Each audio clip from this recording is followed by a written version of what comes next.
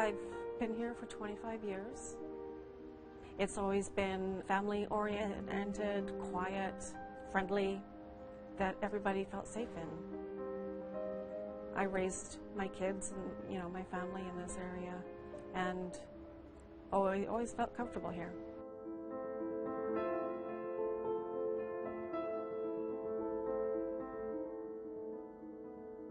This changed about 2 years ago when women started going missing.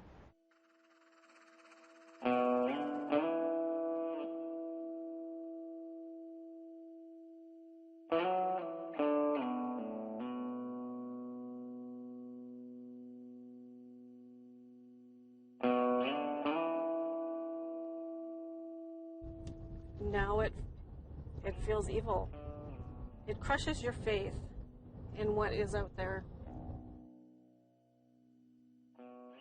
Caitlin Potts, 27, Ashley Simpson, 32, Deanna Wirtz, 46, Nicole Bell, 31, disappeared, and Tracy Jeaneroux, 18, found buried on this farm, owned by the Sagmoyen family. So yeah, we can pull in here, and this is a good lookout over the Sagmoyen farm. Yeah, we should get out. Yeah. It's a beautiful area. Yeah, it sure is. It's a beautiful, quiet area. The area that Tracy was found, we can see from this spot. Oh, where? If you go back toward that tree line, you can see a fence on the left there, and there's a shady spot right back in that corner. I see. That's where she was. That's where Tracy was found. That's where Tracy was found.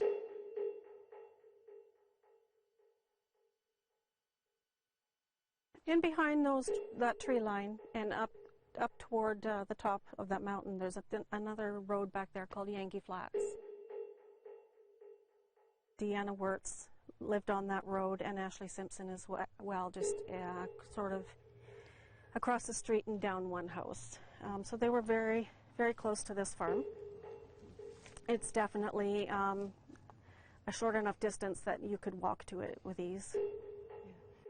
They all vanished within an hour's drive between Vernon and Malacca, BC. Advocate Jody Leon started a group to look for them. She's using drones to help. I had heard about Caitlin Potts. The RCMP approached me on a road close to my house and passed me a flyer with Caitlin's picture on it. I became aware that there was a missing woman from the Cree Nation within my territory. And a short time after that occurred, Deanna and Ashley had gone missing. We're going to find answers today. I can feel it with all the energy that's here. But please keep yourselves safe. She and Wendy Moore have held ground searches for the last 2 years. This one in July 2018. The perimeter of my radar, okay? And so a grid search, you're going to stay in that formation in a line.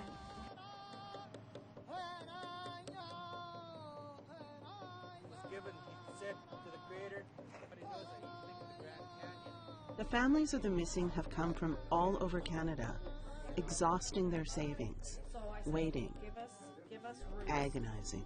that we have legal right to be, so that if anything comes of it, then, Today we are searching with them, right above the Sagmoyen farm in Enderby, BC, where Tracy was found. Within a few minutes, they find something.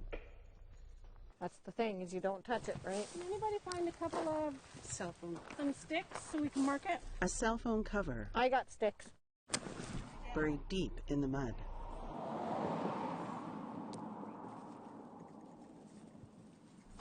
I'm just going to try and get a picture of this in relation to the farm. Awesome. There we go. Jane Auberton is here looking for her daughter, Nicole Bell. The mother of 3 went missing in September 2017. Nicole's a wonderful, wonderful girl. She's got a heart of gold. You know she's there when she walks into the room. And she just loves her siblings. Yeah, loves her kids to pieces, full of life. She says she still has hope. It is the hardest thing to do, is the not knowing. And knowing that somebody has an answer, but they're not sharing with us. So we have to do our own little investigations, right? And try to put pieces together or find our tips and give them to the RCMP, and hopefully it turns out to be something. And so she and husband Dennis, daughter Angela, have come out for 2 years. We're also researching this area because we don't know if other people have been down here since then or they have run into trouble themselves. They still got the tape up where they marked where they were RCMP searched here in October 2017 after they arrested 37-year-old Curtis Sagmoyan for allegedly assaulting sex trade workers in the area. They found the remains of Tracy Jeanroux, though RCMP have not charged him in Tracy's death, and it is still not known how she died.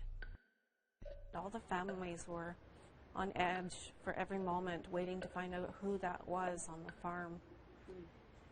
Not that they want their loved one to be there, but it's agonizing not knowing anything. And police are not telling Jane much. The only information that I do know is her phone was found in Salmon Arm.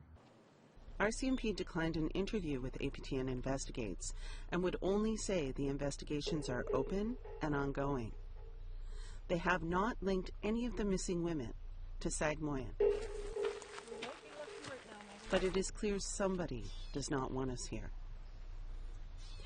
2 hours into our search, a Mayday text comes in from Jody.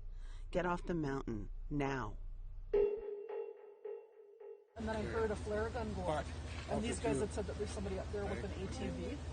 So then I was like running up and I had my hand drum and I'm like calling, screaming, Wendy, Wendy, Okay, well, we'll just Polly, like, you know, and then we got into the car and then we started going down. And then I seen them and I said, everybody get in, we gotta get out of here. So I'm thinking we should just like go back to base camp and then we'll call.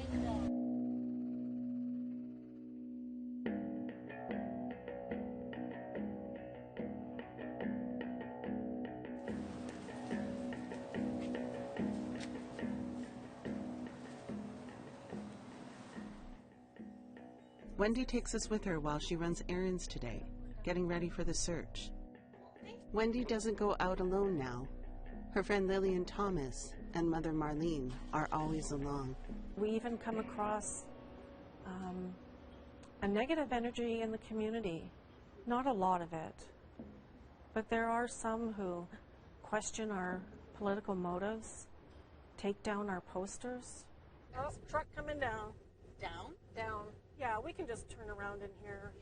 Yeah, he's going to make sure we leave. Some of the people who live in that area don't want us there. And there's others who live in that area who approach us negatively. They ask us why we're there and tell us we shouldn't be there. The last time I met ladies up here like this, Yeah. they didn't stop. They were going to a place that later on became very, very, very serious. I don't know what you mean, though. I don't mind people coming up. Yeah. Should have stopped and talked. It's a public road. We're allowed to be up here. See how touchy they are? Yeah, that was really interesting.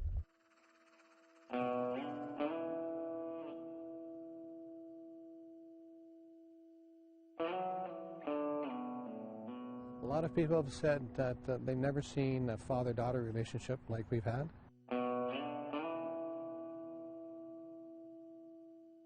To me, it was pretty devastating to have her disappear like that. So.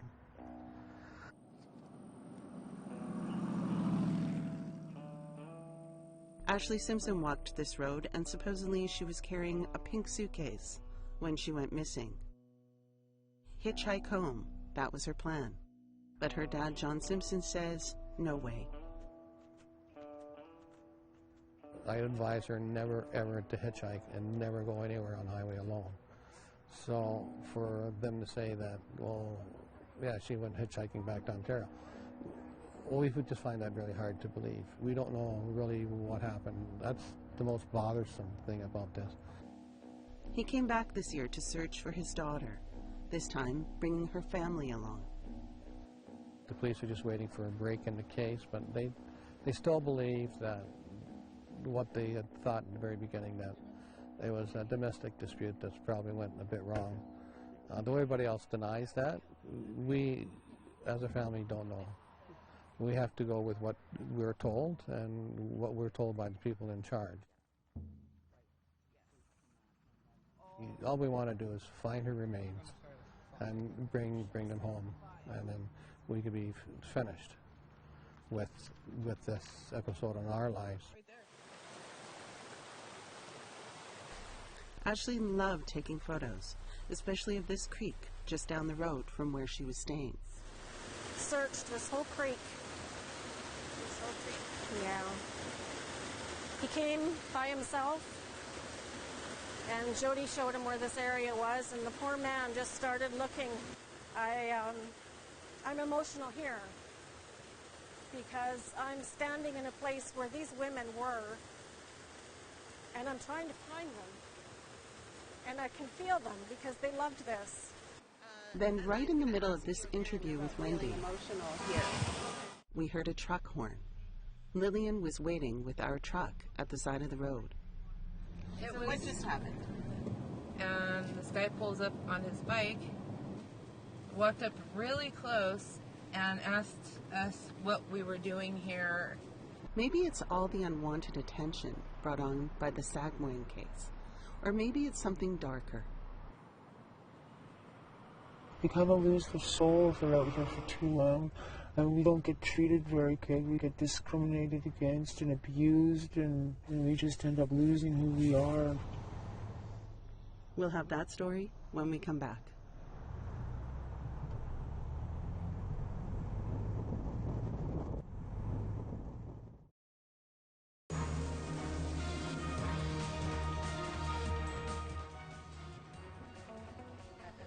This is where he, according to news media reports, went through, foreclosure on his apartment. To understand this small slice of the Okanagan Valley, we have to go back to January 2nd, 2013, a Maple Ridge condo complex just outside of Vancouver, BC. Yeah, that was good. I'm thinking the guy with the big truck. Oh, yay. Awesome. We were looking for you. He kind of stuck to himself, to be honest. He was well known to police around this area. He'd gotten himself into a bit of trouble with driving offenses. Yeah, he seemed like an alright guy. Sagmoyen's former neighbor does not want to be identified, but he tells Jody Leon he witnessed an attack that day. When we yelled at him, he didn't do anything the first time, and then the second time he kind of turned, made his way back, noticed who we are, and then he took off running, and that was it. After he saw the news of Sagmoyen's arrest in 2017, he called the Vernon RCMP. Well, at first, they asked why I was calling. I said to him, we had an incident down here with a guy that was named this. I just want to make sure it's the same guy. He put me on hold for a second, then he got back to me, and he says, I'm going to give you a number. Someone's going to be in contact with you. Next thing you know, it would have been about 6 months later, we were asked to go down and do interviews over that situation. I had assumed that day he was charged. But there were no charges related to that incident. Those didn't come until March 2018. According to a police report at the time, one of the reasons there were no charges was because the victim was a known prostitute. 5 years passed. Now Sagmoyen is currently in custody awaiting upcoming trials. Throughout July and August, 2 more Vernon area women were allegedly assaulted by Sagmoyen, one with a firearm. But RCMP did not release a warning until October that year. The Vernon North Okanagan RCMP encourages the public, and especially escorts and sex workers, that they take any measures that they deem necessary to safeguard their personal safety. And personal safety was indeed threatened. The women allegedly assaulted are subject to a publication ban, so few details are known. There is also a pink slipper lady, Wendy says neighbors saw a woman leaving the area in the middle of the night, and she left her shoe behind. And the fact that her slipper is hanging on the address sign is confusing. At first I thought maybe they're just hoping this woman will come back and they're showing her where she left it. We reached out to Curtis Sagmoyan's lawyer. She declined an interview and warned us not to link the cases to her client. And again, RCMP have not connected them.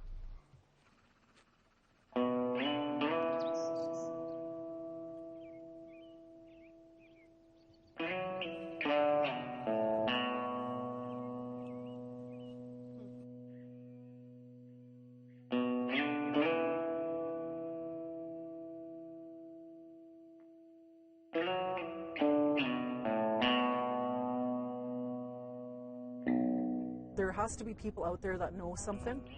And so usually, I'll bring smokes or coffee or, a drink or something. Here on Vernon's less picturesque streets, Jody Leon reaches out to sex trade workers. Pull over right here. Yep. We call this woman Gloria. She agrees to tell us what she knows about the area. She is addicted to heroin. My mom was butchered in Vancouver. Really? Yeah. They stopped 17 times. They stopped. Meth, crack, fentanyl. They rule the streets here, and there is a brisk sex trade. In fact, Vernon was named 9th by Maclean's magazine on their list of the most dangerous places in Canada. They kind of lose their soul if they're out here for too long, and we don't get treated very good. We get discriminated against and abused, but we are still people.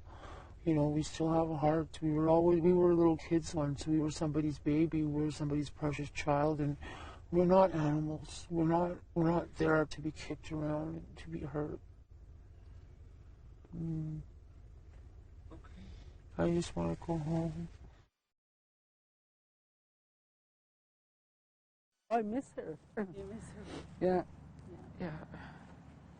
But I can laugh and say, I can laugh on my good days and say, well, at least I had that time with her. Caitlin Potts was the first to go missing in February 2016. Her mother, Priscilla Potts, remembers her as funny. We met with her in Edmonton, Alberta. Like, she always was overprotective over the family. And she was always crazy, acting weird, making me laugh. Caitlin had been working as an escort in the valley, taking out ads online, and she was into drugs with her boyfriend. He was convicted of nearly strangling her to death in 2014. Right away, their relationship wasn't good, like right from the beginning, because of the drugs, the alcohol. Caitlin was seen on this CCTV footage at a Kelowna mall in February 2016. She texted her sister that she was on her way home to Calgary. That's my other thought. I thought maybe she got on with somebody else, but no. Priscilla says she has lost faith in the investigation. I thought they could find out quickly what happened to her. They couldn't find anything, so I don't know. I don't trust them. I won't trust them. And has accepted that Caitlin likely will not be coming home again. But she did see her girl in a dream. And I had a dream about her, and she came and I got the hug. I got the hug that I wanted from her, and I could just feel her skin and I can smell her. Whatever this is gonna teach me, or however it's supposed to, however I'm supposed to live through this, I'm gonna have to do it for my kids, my grandkids. Curtis Sagmoyan is now facing 12 charges against multiple individuals, including assault, assault with a weapon, assault causing bodily harm. He has also been charged with firearms and a controlled substance offense. These charges have not been proven in court. And again, he has not been charged in connection with the missing women, nor have the RCMP connected them to him.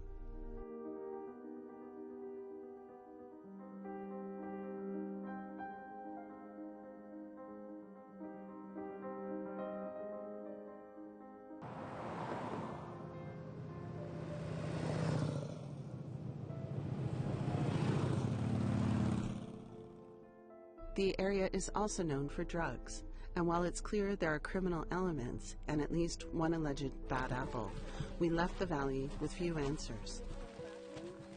But the MMIW drone search team keeps coming up with clues. These are just a few of their finds that they have passed on to the RCMP. Their stories aren't all the same, but there are people in common in their stories. They won't know if their work is helping. The RCMP does not share the other way.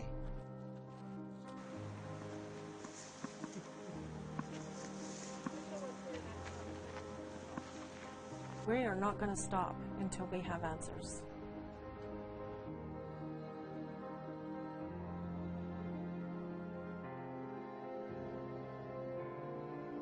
These women are not disposable. They should be respected and remembered.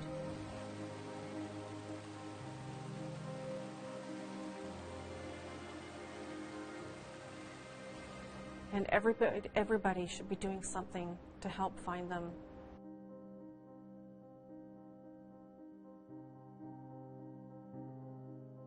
There are people who do know what happened. And even if they don't want to give their names, if they can give any information, think of the families. These families are broken.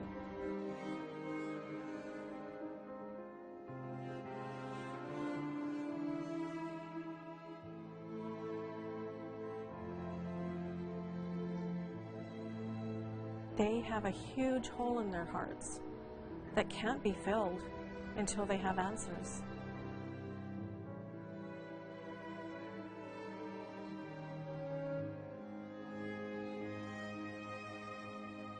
And there are people who can help that.